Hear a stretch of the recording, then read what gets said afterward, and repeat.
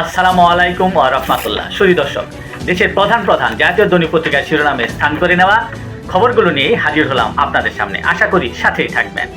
শুরুতেই দেশীয় সংবাদে আজ যা যা থাকছে। শেয়ার বাজার কেলেঙ্কারির বিচার হবে, অপরাধীদের তালিকা দুদকে। সংসদে এক প্রশ্নোত্তর পর্বে একথা জানিয়েছেন প্রধানমন্ত্রী তারেক রহমান। তিনি আরও বলেছেন, পুঁজিবাজারে আস্থা ফেরাতে সরকার বদ্ধপরিকর। অনার্স পর্যন্ত মেয়েদের শিক্ষা ফ্রি করা হবে বলেও জানান তিনি। এছাড়াও তিনি জানিয়েছেন, প্রতিরক্ষা শিল্প গড়তে কাজ চলছে। দলীয় শত্রুতে পরিবেষ্টিত প্রধানমন্ত্রী তারেক রহমানকে ঢাকার বাইরে রাত না কাটানোর পরামর্শ দিলেন কর্নেল অলি আহমেদ। 11 দলীয় জোটকে ষড়যন্ত্র করে হারানো হয়েছে, অন্তর্বর্তী সরকার এতে জড়িত বলে মন্তব্য করেছেন জামায়াতের আমির ডক্টর শফিকুর রহমান। বন্ধ শিল্প কারখানা চালু করতে ফ্রি ফাইন্যান্স স্কিমের গাইডলাইন জারি করেছে বাংলাদেশ ব্যাংক। উখিয়ায় মাদ্রাসায় পাহাড় ধসে 4 শিশুসহ 5 জন নিহত। পাহাড় ধসে 3 দিনে 22 জনের মৃত্যু। দেশ জুড়ে ভারী বৃষ্টি, 4 বিভাগে আকস্মিক বন্যার পূর্বাভাস। চট্টগ্রাম ও বান্দরবনে ভারী বৃষ্টিতে অনেক জায়গা তলিয়ে গেছে।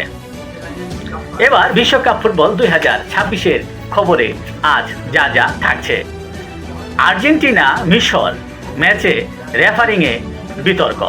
রেফারিং নিয়ে বিতর্কের ঝড় যেন সারা বিশ্বেই বইছে। ম্যাচ না জিতলে নিজেকে অপরাধী মনে হতো, বললেন মেসি। গোল্ডেন বুটের তালিকায় শীর্ষ স্থানে মেসি। 72 বছর পর শীর্ষ 8-এ সুইজারল্যান্ড। শেষবাসী কানাডায়।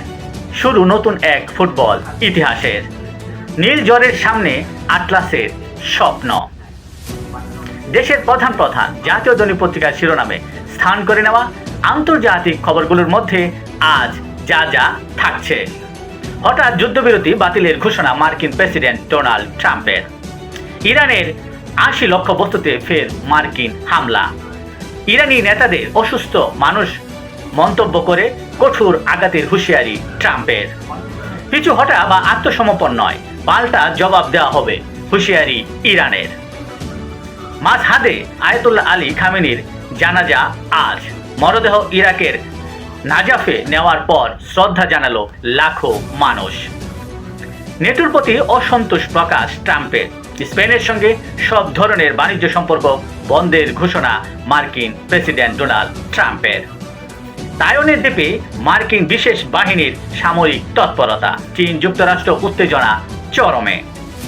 গাজায় ইসরায়েলি বাহিনীর বিমান হামলায় শিশুসহ নিহত 7। মার্কিন প্রতিরক্ষা মন্ত্রীর ইসরায়েল সফর বাতিল ঘোষণা।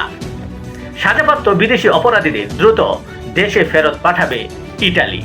এই ছিল দেশের প্রধান জাতীয় দৈনিক পত্রিকার শিরোনামে স্থান করে নেওয়া গুরুত্বপূর্ণ খবরগুলো জানিয়ে এতক্ষণ আপনাদের মাঝে উপস্থিত ছিলাম। আজকের মতো এখানেই। সকলেই ভালো থাকবেন, সুস্থ থাকবেন। আসসালামু আলাইকুম ওয়া রাহমাতুল্লাহ।